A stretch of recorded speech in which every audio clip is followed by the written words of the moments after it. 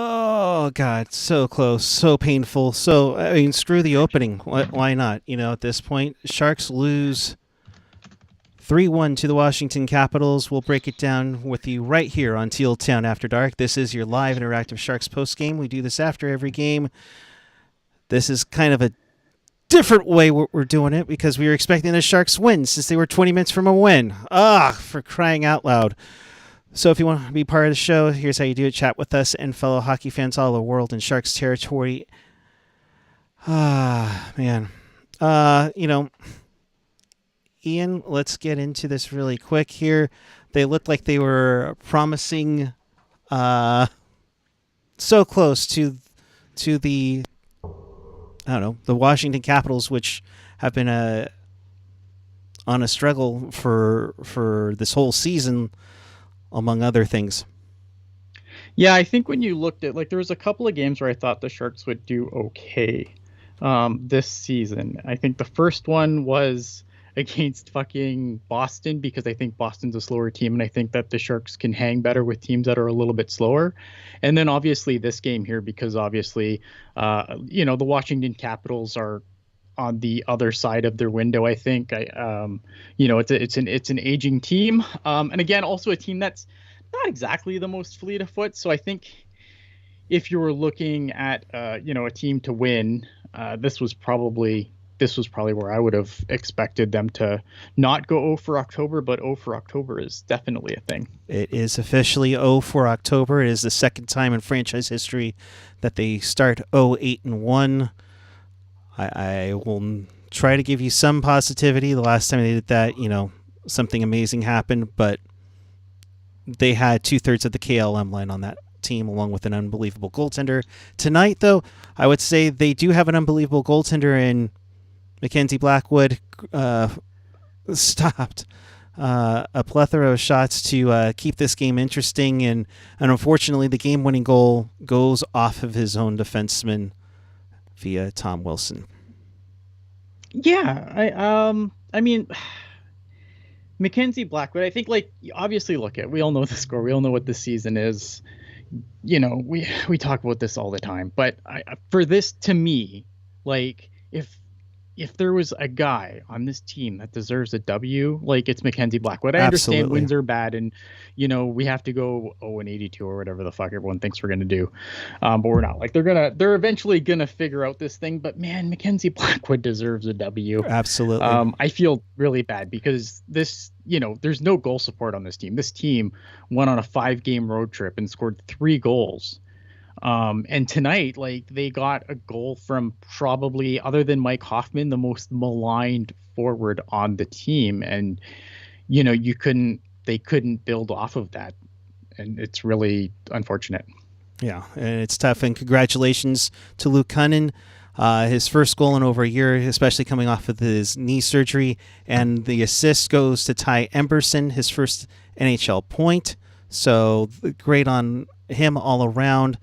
But once again, Ian, third period, gets gloomy and doomy for the Sharks.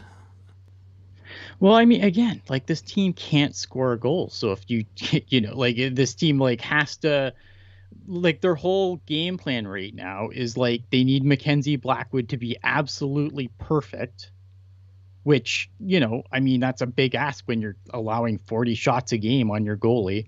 To expect your goalie to be perfect. Right. I mean, it's not a recipe for winning. There's just there's no goals.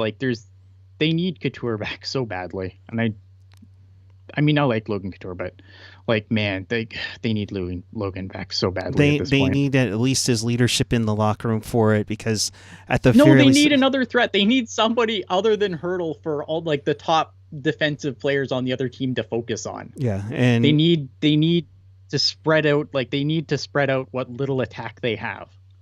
Right. And it's tough to do. So yeah. Cunningham gets the goal, makes it 1-0. Mackenzie Blackwood stands on his head throughout the night. Eklund looked pretty solid tonight again.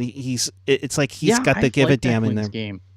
So Yeah, I liked Eklund's game. I think like Eklund, he's definitely like he's obviously like he's still a smaller forward, right? So I think some people do still move him around a little bit more, but he battles like the way that Eklund battles compared to even last year. Like he's harder to move off of pucks. Like again, he is still a smaller forward, so obviously like the bigger guys are gonna still probably have their way with him. But I think you can see a big difference between last year's William Eklund and this year's William Eklund as far as like how much how more tenacious he is in the corners. I think like again he's not gonna bigger guys are still gonna move him, but he battles, and I really like his battle level.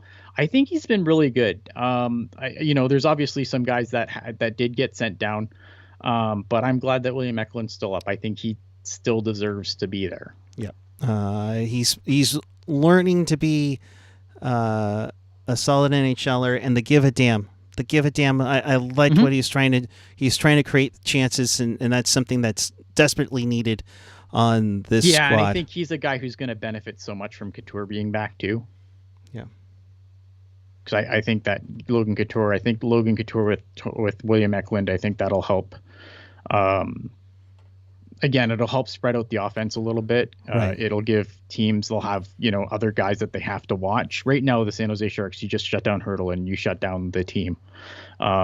Is Couture being back going to, is it going to right all the wrongs and cure all the ills? No, probably not. I mean, this team has extended problems trying to get the puck out of their own zone. Like, I don't know how many games over this road trip where you're like, oh wow, this power play is just never ending. Oh, they're not even on the power play.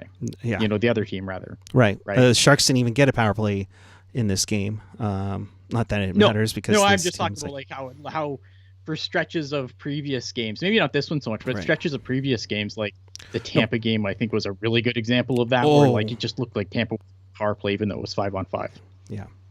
Yeah, and it's a struggle for sure. Even the power play has, even though they were successful in this game, it's been up and down.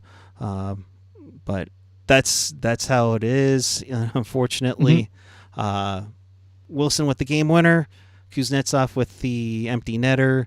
Sharks didn't even get really a chance to set up with the empty net, with the extra attacker. Excuse me.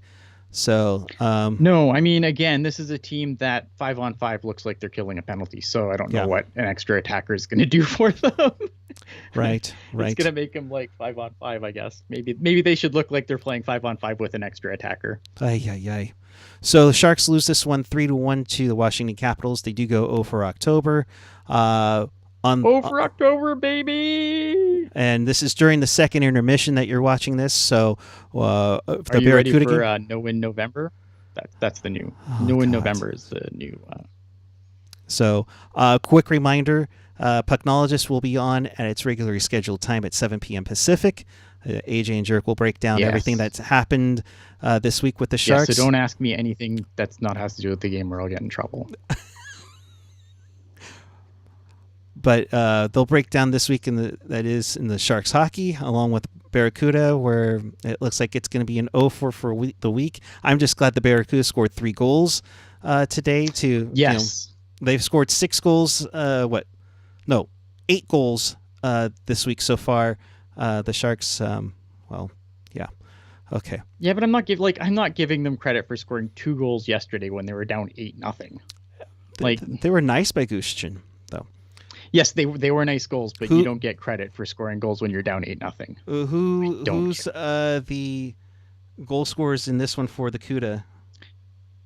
Brandon Coe, who I called AHL Luke Cunnin, and everyone should remind me of that every time Brandon Coe scores a goal. And it was Justin Bailey who scored the second goal. And who scored the third goal? Gawanke. With a nice feed from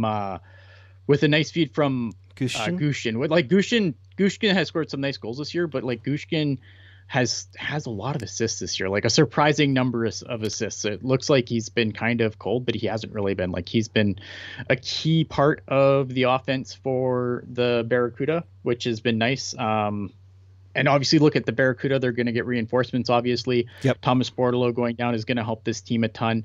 The thing with this team, the Barracuda, to me, is that this team shouldn't be as bad as they are defensively. Like, when you look at this blue line, there's no excuse for them to be as bad as they've been defensively. Like, last night's game was pretty bad.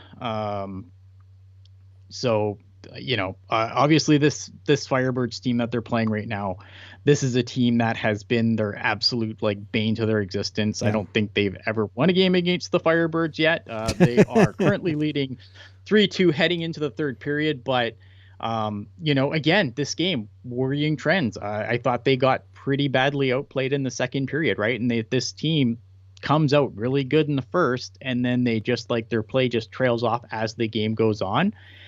And if that trend continues, like, I don't want to be a big downer, but if they don't find their game again in the third period, like, I fully expect Coachella to come back and win this game. Because again, like, they went, in the first period, I thought they played really well. They outshot the Firebirds 14-5. And then in the second period, they got outshot 15-7. Now, power plays obviously do help the Coachella Valley, and the Barracuda have been okay on the power play tonight, and they've been good on the kill. Like, they've killed everything they faced. But that's good. The power play, I put out. I'm gonna find a GIF and I will put it on, and I'll show you every entry of like the Barracuda make, and it's maddening because it's the same play every time. And the thing I don't like about it is what they'll do is they will attack.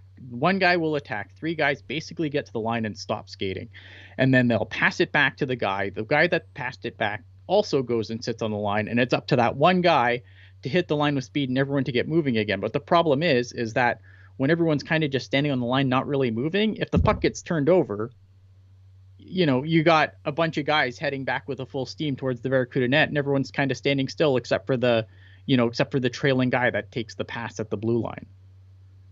And it's dumb. Like, the Barracuda have allowed 3 shorthanded goals, I think, this year, 3 or 4. And 3 it's at no least. wonder why. Like, everybody knows what this power play is going to do by now. Yeah. And it has a hard time getting set up. The Barracuda have been kind of putrid offensively too. Yeah.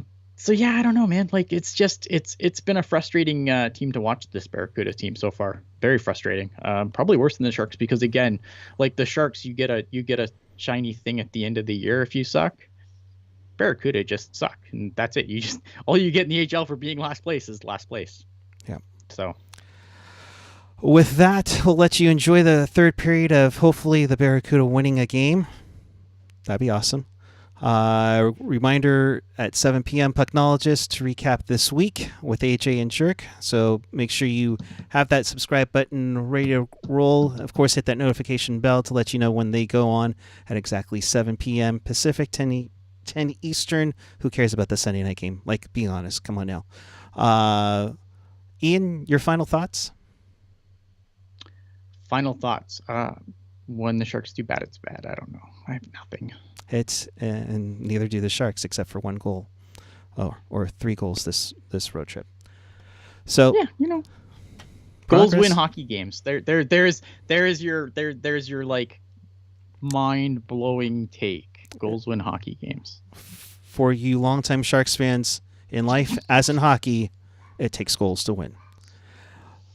Enjoy the rest of your evening. Make sure to check out Pucknologist at 7 p.m. tonight on the YouTube channel. Thanks for watching, and we will see you next time. Maybe not.